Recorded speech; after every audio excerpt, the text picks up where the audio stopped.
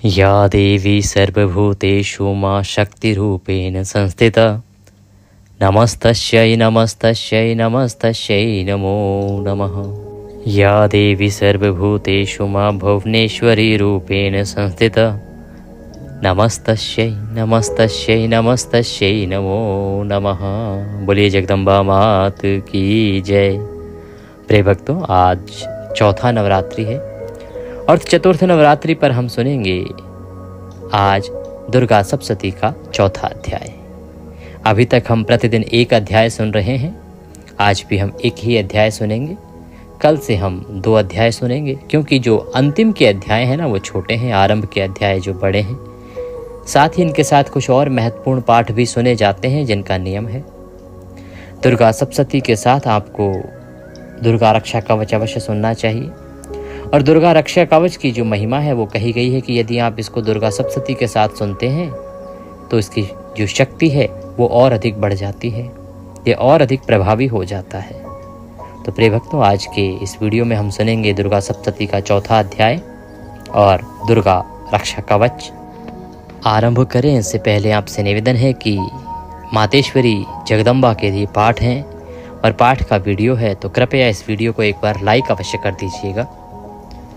माँ की कृपा प्राप्त करने के लिए कमेंट बॉक्स में अवश्य लिखिएगा जय माता दी या जय माँ भुवनेश्वरी, क्योंकि आज 10 महाविद्याओं में से चौथे नंबर पर आने वाली माँ भुवनेश्वरी का नवरात्रि है।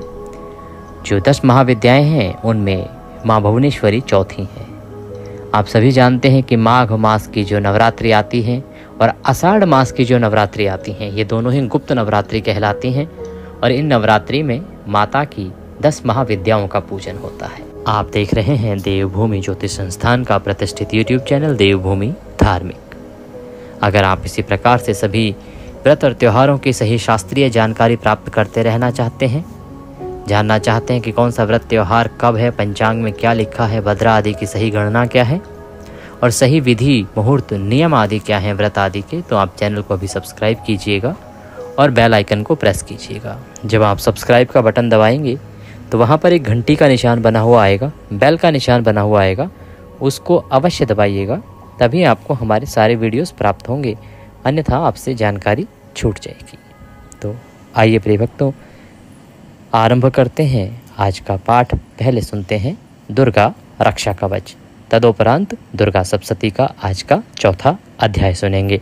मार्कंडेय जी ने कहा, हे पितामह, जो इस संसार में परम गोपनीय तथा मनुष्यों की सब प्रकार से रक्षा करने वाला है और जो अब तक आपने दूसरे किसी के सामने प्रकट नहीं किया हो, ऐसा कोई साधन मुझे बताइए। ब्रह्मा जी बोले, हे ब्राह्मण, ऐसा साधन तो एक देवी का कवच ही है, जो गोपनीय से भी परम गोपनीय है, पवित्र तथा संपूर्ण प्राणियों का उपकार करने वाला है। महामुने, उसे श्रवण करो, मैं आपको सुनाता हूँ। ब्रह्मा जी आगे कहते हैं कि प्रथम नाम शैलपुत्री, दूसरी मूर्ति का नाम ब्रह्मचारिणी और तीसरा स्वरूप चंद्रघंटा के नाम से प्रसिद्ध है। चौथी मूर्ति को कुष्मांडा कहते हैं। 5वीं दुर्गा का नाम स्कंद माता है। देवी के छठे रूप को कात्यायनी कहते हैं। 7वां कालरात्रि और 8वां स्वरूप महागौरी के नाम से प्रसिद्ध है। 9वीं दुर्गा का नाम सिद्धिदात्री है।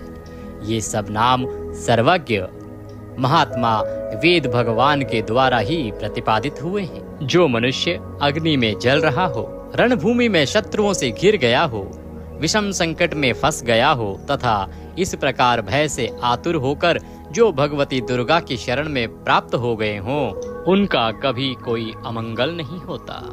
युद्ध समय संकट में पड़ने पर भी उनके ऊपर कोई विपत्ति नहीं दिखाई देती। उन्हें शोक, दुख और भय की प्राप्ति नहीं होती। जिन्होंने भक्ति पूर्वक देवी का स्मरण किया है, उनका निश्चय ही अभ्युदय होता है। देवेश्वरी, जो तुम्हारा चिंतन करते हैं, उनकी तुम निसंदेह रक्षा करती हो। चामुंडा देवी प्रेत पर आरूढ़ होती हैं, वराही भैंसे पर सवारी करती हैं, इंद्री वाहन ऐरावत हाथी पर हैं, वैष्णवी देवी गरुड़ पर ही आसन जमाती हैं, महेश्वरी वृषभ पर आरूढ़ होती हैं, कौमारी का मयूर है, भगवान विष्णु की प्रियतमा लक्ष्मी देवी कमल के आसन पर विराजमान हैं, और हाथों में कमल धारण किए हुए हैं। वृषभ पर आरूढ़ ईश्वरी देवी ने श्वेत रूप धारण कर रखा है। ब्राह्मी देवी हंस पर बैठी हुई हैं और सब प्रकार के आभूषणों से विभूषित हैं। इस प्रकार ये सभी माताएं सब प्रकार की योग शक्तियों से संपन्न हैं। इनके सिवा और भी बहुत सी देवियां हैं जो अनेक प्रकार के आभूषणों की शोभा से युक्त तथा नाना प्रकार के रत्नों से सुशोभित हैं। ये संपूर्ण देवियां क्रोध में भरी हुई हैं और भक्तों की रक्षा के लिए रथ पर बैठी दिखाई देती हैं। ये शंख, चक्र, गदा, शक्ति, हल और मूसल, खेटक और तोमर, परशु तथा पाश, कुंत और त्रिशूल एवं उत्तम शंख, धनुष आदि अस्त्र शस्त्र अपने हाथ में धारण करती हैं। दैत्यों के शरीर का नाश करना, भक्तों को अभयदान देना और देवताओं का कल्याण करना, यही उनका शस्त्र धारण करने का उद्देश्य है। महान रौद्र रूप, अत्यंत घोर पराक्रम, महान बल और महान उत्साह वाली देवी, तुम महान भय का नाश करने वाली हो। तुम्हें नमस्कार है। तुम्हारी ओर देखना भी कठिन है। शत्रुओं का भय बढ़ाने वाली जगदम्बिके, मेरी रक्षा करो। पूर्व दिशा में इंद्र शक्ति मेरी रक्षा करें। अग्निकोण में अग्नि शक्ति, दक्षिण दिशा में वाराही तथा नैत्य कोण में खड्ग धारणी मेरी रक्षा करें। पश्चिम दिशा में वारुणी और वायव्य कोण में मृग पर सवारी करने वाली देवी मेरी रक्षा करें। उत्तर दिशा में कौमारी और ईशान कोण में शूल धारणी देवी रक्षा करें। ब्रह्माणी, तुम ऊपर की ओर से मेरी रक्षा करो और वैष्णवी देवी नीचे की ओर से मेरी रक्षा करें। इसी प्रकार शव को अपना वाहन बनाने वाली चामुंडा देवी दशों दिशाओं में मेरी रक्षा करें। जया आगे से और विजया पीछे से मेरी रक्षा करें। वामन भाग में अजिता और दक्षिण भाग में अपराजिता रक्षा करें। द्योतनी शिखा की रक्षा करें। उमा मेरे मस्तक पर विराजमान होकर रक्षा करें। ललाट में मालाधरी रक्षा करें और यशस्विनी देवी मेरी भौहों का संरक्षण करें। भौहों के मध्य भाग में त्रिनेत्रा और नथनों की यमघंटा देवी रक्षा करें। नासिका में सुगंधा और ऊपर के होठ में चर्चिका देवी रक्षा करें। नीचे के होठ में अमृत कला तथा जिह्वा में सरस्वती रक्षा करें। कोमारी दांतों की और चंडिका कंठ प्रदेश की रक्षा करें। चित्र घंटा गले की घंटी और महामाया तालु में रहकर रक्षा करें। कामाक्षी ठोड़ी की और सर्वमंगला मेरी वाणी की रक्षा करें। भद्रकाली ग्रीवा में और धनुर्धरी पृष्ठवंश में अर्थात मेरुदंड में रहकर मेरी रक्षा करें। कंठ के बाहरी भाग में नीलग्रीवा और कंठ की नली में नलकुबरी रक्षा करें। दोनों कंधों में खड्गनी और मेरी दोनों भुजाओं की वज्रधारणी रक्षा करें। दोनों हाथों में दंडनी और उंगलियों में अंबिका रक्षा करें। शूलेश्वरी नखों की रक्षा करें।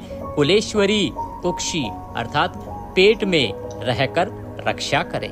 महादेवी दोनों स्तनों की और शोक विनाशिनी देवी मन की रक्षा करें। ललिता देवी हृदय में और शूल धारणी उदर में रहकर रक्षा करें। नाभि में कामिनी और गुहा भाग में गुहेश्वरी रक्षा करें। पूतना और कामिका लिंग की और महिष वाहिनी गुदा की रक्षा करें। भगवती कटी भाग में और विंध्यवासिनी घुटनों की रक्षा करें। संपूर्ण कामनाओं को देने वाली महाबला देवी दोनों पिंडलियों की रक्षा करें। नारसिंगी दोनों घुट्टियों की और तेजसी देवी दोनों चरणों के पृष्ठ भाग की रक्षा करें। श्री देवी पैरों की उंगलियों में और तलवासिनी पैरों के तलुओं में रहकर रक्षा करें। अपनी दाढ़ों के कारण भयंकर दिखाई देने वाली संस्त्रकाली देवी नखों की और ऊर्ध्वकेशिनी देवी केशों की रक्षा करें। रोमावलियों में छिद्रों में कुबेरी और त्वचा की वागीश्वरी देवी रक्षा करें। पार्वती देवी रक्त, वज्जा, वसा और मांस, हड्डी और मेद की रक्षा करें। आंतों की कालरात्रि और पित्त की मुकुटेश्वरी रक्षा करें। मूलाधार आदि कमल कोशों में पद्यावती देवी, कफ में चूड़ामणि देवी स्थित होकर रक्षा करें। नख के तेज की ज्वालामुखी रक्षा करें, जिसका किसी भी अस्त्र से भेदन नहीं हो सकता, वह अभेद्या देवी मेरे शरीर की समस्त संधियों में रहकर रक्षा करें। ब्राह्मणी, आप मेरे वीर्य की रक्षा करें। छत्रेश्वरी छाया की तथा धर्मधारिणी देवी मेरे अहंकार, मन और बुद्धि की रक्षा करें। हाथ में वज्र धारण करने वाली वज्रहस्ता देवी मेरे प्राण, अपान, व्यान, उदान और समान वायु की रक्षा करें। कल्याण से शोभित होने वाली भगवती कल्याण शोभना मेरे प्राण की रक्षा करें। रस, रूप, गंध, शब्द और स्पर्श इन विषयों का अनुभव करते समय योगिनी देवी रक्षा करें तथा सत्वगुण, रजगुण, तमोगुण की रक्षा सदा नारायणी देवी करें। वाराही आयु की रक्षा करें, वैष्णवी धर्म की रक्षा करें तथा चक्रणी चक्र धारण करने वाली देवी यश, कीर्ति, लक्ष्मी, धन तथा विद्या की रक्षा करें। इंद्राणी, आप मेरे गोत्र की रक्षा करें। चंडिके, तुम मेरे पशुओं की रक्षा करो। महालक्ष्मी, पुत्रों की रक्षा करें और भैरवी, पत्नी की रक्षा करें। मेरे पथ की सुपथा तथा मार्ग की क्षेमकरी रक्षा करें। राजा के दरबार में महालक्ष्मी रक्षा करें तथा सब ओर व्याप्त रहने वाली विजया देवी संपूर्ण भयों से मेरी रक्षा करें। देवी, जो स्थान कवच में नहीं कहा गया है, रक्षा से रहित है, वह सब तुम्हारे द्वारा सुरक्षित हो, क्योंकि तुम विजयशालिनी और पापनाशिनी हो। यदि अपने शरीर का भला चाहे तो मनुष्य बिना कवच के कहीं एक पग भी न जाए। कवच का पाठ करके ही यात्रा करें। कवच के द्वारा सब ओर से सुरक्षित मनुष्य जहाँ जहाँ भी जाता है, वहाँ वहाँ उसे धन लाभ होता है तथा संपूर्ण कामनाओं की सिद्धि करने वाली विजय की प्राप्ति होती है। वह जिस जिस अभीष्ट वस्तु का चिंतन करता है, उसको निश्चय ही प्राप्त कर लेता है। वह पुरुष इस पृथ्वी पर तुलना रहित महान ऐश्वर्य का भागी होता है। कवच से सुरक्षित मनुष्य निर्भय हो जाता है। युद्ध में उसकी पराजय नहीं होती तथा वह तीनों लोकों में पूजनीय होता है। देवी का यह कवच देवताओं के लिए भी दुर्लभ है। जो प्रतिदिन नियम पूर्वक तीनों संध्याओं के समय श्रद्धा के साथ इसका पाठ करता है, उसे देवी कला प्राप्त होती है तथा वह तीनों लोकों में कहीं भी पराजित नहीं होता। इतना ही नहीं, वह अपमृत्यु रहित हो 100 से भी अधिक वर्षों तक जीवित रहता है। मकरी, चेचक, कोढ़ आदि सभी उसकी संपूर्ण व्याधियां नष्ट हो जाती हैं। कनेर, भांग, अफीम, धतूरे आदि का स्थावर विष, सांप और बिच्छू आदि के काटने से चढ़ा हुआ विष तथा अहिफेन तेल के संयोग आदि से बनने वाला कृत्रिम विष, ये सभी प्रकार के विष दूर हो जाते हैं, उनका कोई असर नहीं होता। इस पृथ्वी पर मारण, मोहन आदि जितने आभिचारिक प्रयोग होते हैं तथा इस प्रकार के मंत्र यंत्र होते हैं, वे सब इस कवच को हृदय में धारण कर लेने पर उस मनुष्य को देखते ही नष्ट हो जाते हैं। यही नहीं, पृथ्वी पर विचरने वाले ग्राम देवता, आकाशचारी देव, विशेष जल के संबंध से प्रकट होने वाले गण, उपदेश मात्र से सिद्ध होने वाले निम्न कोटि के देवता, अपने जन्म के साथ प्रकट होने वाले देवता, कुल देवता, माला, कंठमाला आदि, डाकिनी, शाकिनी, अंतरिक्ष में विचरण करने वाली अत्यंत बलवती भयानक डाकिनियां, ग्रह, भूत, पिशाच, यक्ष, गंधर्व, राक्षस, ब्रह्म राक्षस, बेताल, कुष्मांडा और भैरव आदि अनिष्टकारक देवता भी हृदय में कवच धारण किए रहने पर उस मनुष्य को देखते ही भाग जाते हैं। कवचधारी पुरुष को राजा के सम्मान वृद्धि प्राप्त होती है। यह कवच मनुष्य के तेज की वृद्धि करने वाला और उत्तम है। कवच का पाठ करने वाला पुरुष अपनी कीर्ति से विभूषित भूतल पर अपने सुयश के साथ साथ वृद्धि को प्राप्त होता है। जो पहले कवच का पाठ करके उसके बाद सप्तशती चंडी का पाठ करता है, उसकी जब तक वन, पर्वत और काननों सहित यह पृथ्वी टिकी रहती है, तब तक यहाँ पुत्र, पौत्र आदि संतान परंपरा बनी रहती है। देह का अंत होने पर वह पुरुष भगवती महामाया के प्रसाद से नित्य परम पद को प्राप्त होता है, जो देवताओं के लिए भी दुर्लभ है। वह सुंदर दिव्य रूप धारण करता और कल्याण शिव के साथ आनंद का भागी होता है। इति दिव्य कवचम संपूर्ण। बोलिए दुर्गे मात की जय। ये हमने चंडी कवच सुना, वो यहाँ पूर्ण होता है। अब हम दुर्गा सप्तशती सुनेंगे। इसके साथ दुर्गा सप्तशती का अध्याय। कई बार लोग पूछते हैं जी आप तो सप्तशती का पाठ सुना रहे थे, बीच में ये क्यों सुनाया? तो आपने चंडी कवच के अंत में सुना ही होगा कि चंडी कवच के साथ दुर्गा सप्तशती यदि आप सुनते हैं तो उसका लाभ ही कुछ अलग है। हर एक पुस्तक, हर एक पाठ, हर एक स्तोत्र के साथ कुछ चीज़ें जुड़ी होती हैं। यदि हम उनका साथ साथ अध्ययन करते हैं, पठन करते हैं, श्रवण करते हैं तो उससे वह पुण्य कई गुना अधिक बढ़ जाता है। तो दुर्गा सप्तशती का प्रभाव इस पाठ के दुर्गा कवच के पहले कर लेने से कहीं अधिक बढ़ जाएगा। अब आप दुर्गा सप्तशती का अध्याय सुनेंगे तो उससे जो पुण्य प्राप्त होगा, उससे जो माता का आशीर्वाद प्राप्त होगा, वह बहुत अधिक फलदायी होगा। आइए आरंभ करते हैं दुर्गा सप्तशती का आज का चौथा अध्याय। कल हमने सुना कि किस प्रकार से महिषासुर का वध देवी ने किया। महिषासुर के वध के बाद सभी देवता प्रसन्न हो गए। नाग किन्नर आदि सभी ढोल बजाने लगे, गाने लगे, नाचने लगे। सभी अप्सराएं नृत्य कर रही हैं। सभी देवता प्रसन्न हो गए क्योंकि उनका सबसे बड़ा शत्रु, जिसने उन्हें स्वर्ग से भगा दिया था और सभी लोगों पर अपना राज स्थापित कर लिया था, वह शत्रु आज मारा गया था।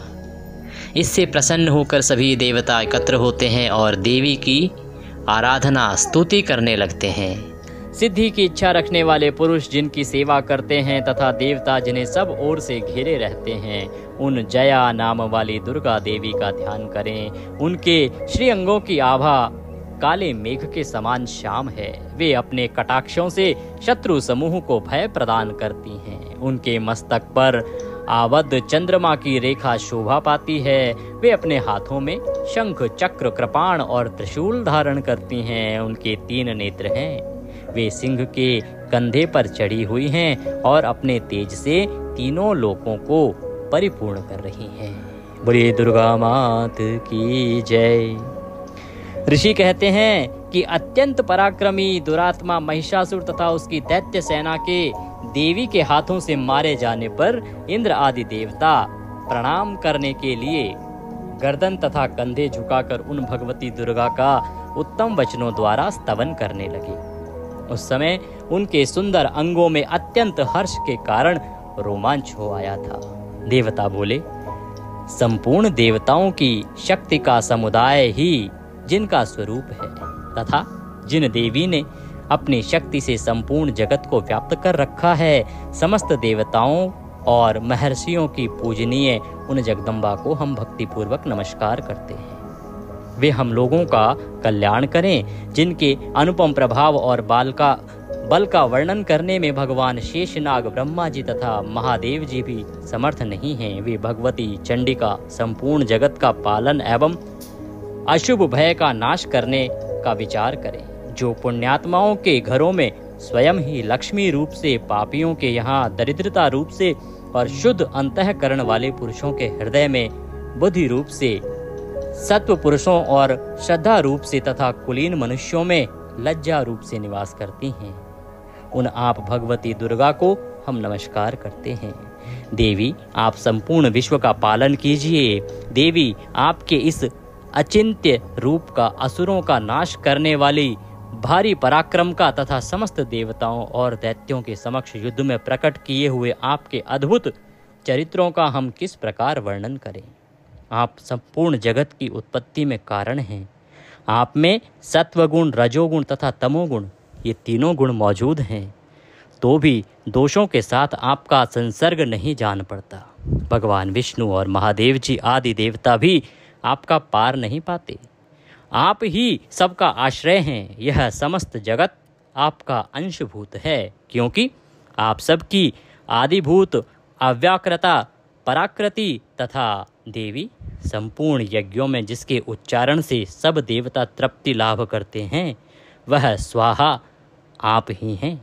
इसके अतिरिक्त आप पितरों की तृप्ति का कारण हैं। अतएव सब लोग आपको स्वधा भी कहते हैं। देवी, जो मोक्ष की प्राप्ति का साधन है, अचिंत्य महाव्रत स्वरूपा हैं, समस्त दोषों से रहित हैं, जितेंद्रिय तत्वों को ही सार वस्तु मानने वाले तथा मोक्ष की अभिलाषा रखने वाले मुनिजन जिसका अभ्यास करते हैं वह भगवती पराविद्या आप ही हैं। आप शब्द स्वरूपा हैं, अत्यंत निर्मल ऋग्वेद, यजुर्वेद तथा उद्गीरथ के मनोहर के पाठ से युक्त सामवेद का भी आधार आप ही हैं। आप देवी त्रयी, तीनों वेद और भगवती छहों ऐश्वर्यों युक्त हैं। इस विश्व की उत्पत्ति एवं पालन के लिए आप ही वार्ता अर्थात खेती एवं आजीविका के रूप में प्रकट हुई हैं। आप संपूर्ण जगत की घोर पीड़ा का नाश करने वाली हैं। देवी जिससे समस्त शास्त्रों सार का ज्ञान होता है वह मेधा शक्ति आप ही हैं। दुर्गम भवसागर से पार उतारने वाली नौका रूप दुर्गा देवी भी आप ही हैं। आपकी कहीं भी आसक्ति नहीं है।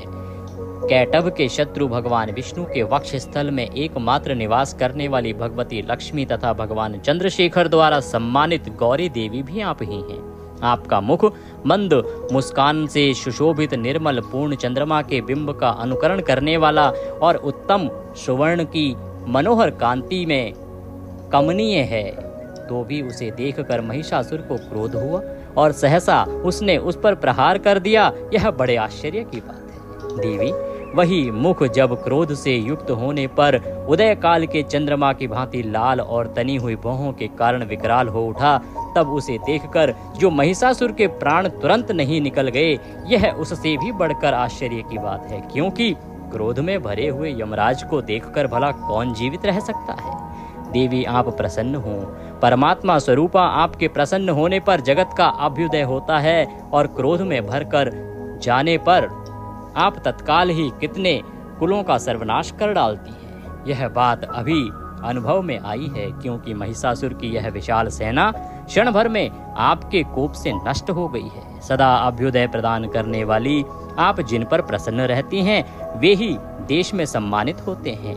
उन्हीं को धन और यश की प्राप्ति होती है। उन्हीं का धर्म कभी शिथिल नहीं होता तथा वे भी अपने हष्ट पुष्ट स्त्री पुत्र और भ्रातियों के साथ धन धान्य धन्य माने जाते हैं। देवी आप ही कृपा से पुण्यात्मा पुरुष प्रतिदिन अत्यंत श्रद्धा पूर्वक सदा सब प्रकार के धर्मानुकूल कर्म करता है और उसके प्रभाव से स्वर्ग लोक में जाता है। इसलिए आप तीनों लोकों में निश्चय ही मनोवांछित फल देने वाली हैं। माँ दुर्गे आप स्मरण करने पर सब प्राणियों का भय हर लेती हैं और स्वस्थ पुरुषों द्वारा चिंतन करने पर उन्हें परम कल्याण की बुद्धि प्रदान करती हैं। दुख दरिद्रता और भय हरने वाली देवी आपके सिवा दूसरी कौन है जिसका चित्त सबका उपकार करने के लिए सदा ही दयाद्र रहता हो। देवी इन राक्षसों के मारने से संसार को सुख मिले तथा ये राक्षस चिरकाल तक नरक में रहने के लिए भले ही पाप करते रहे हों, इस समय संग्राम में मृत्यु को प्राप्त होकर स्वर्ग लोक में जाएं। निश्चय ही यही सोचकर आप शत्रुओं का वध करती हैं। आप शत्रुओं पर शस्त्रों प्रहार क्यों करती हैं? समस्त असुरों को दृष्टिपात मात्र से ही भस्म क्यों नहीं कर देती? इसमें एक रहस्य है। ये शत्रु भी हमारे शस्त्रों से पवित्र होकर उत्तम लोकों में जाएं, इस प्रकार उनके प्रति भी आपका विचार अत्यंत उत्तम रहता है। खड्ग के तेज पुंज की भयंकर दीप्ति से तथा आपके त्रिशूल के अग्रभाग की घनीभूत प्रभा से चौंधिया कर जो असुरों की आंखें फूट नहीं गई, उसमें कारण यही था कि वे मनोहर रश्मियों से युक्त चंद्रमा के समान आनंद प्रदान करने वाले आपके इस सुंदर मुख का दर्शन करते थे। देवी आप शील दुराचारियों के बुरे बर्ताव को दूर करने वाले हैं तथा साथ ही यह रूप ऐसा है जो कभी चिंतन में भी नहीं आ सकता और जिसकी कभी दूसरों से तुलना भी नहीं हो सकती, तथा आपका बल और पराक्रम तो उन दैत्यों का भी नाश करने वाला है जो कभी देवताओं के पराक्रम को भी नष्ट कर चुके थे। इस प्रकार आपने शत्रुओं पर भी अपनी दया ही प्रकट की है। वरदायिनी देवी आपके इस पराक्रम की किसके साथ तुलना हो सकती है तथा शत्रुओं को भय देने वाला एवं अत्यंत मनोहर ऐसा रूप भी आपके सिवा और कहाँ है? हृदय में कृपा और युद्ध में निष्ठुरता, ये दोनों बातें तीनों लोकों के भीतर केवल आप में ही दिखाई देती हैं। मातः आपने शत्रुओं का नाश करके इस समस्त त्रिलोकी की रक्षा की है।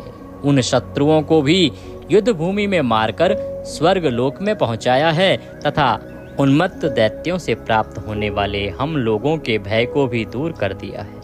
आपको हमारा नमस्कार है। देवी, आप शूल से हमारी रक्षा करें। अंबिके, आप खड़ग से भी हमारी रक्षा करें तथा घंटा की ध्वनि और धनुष के टंकार से भी हमारी रक्षा करें।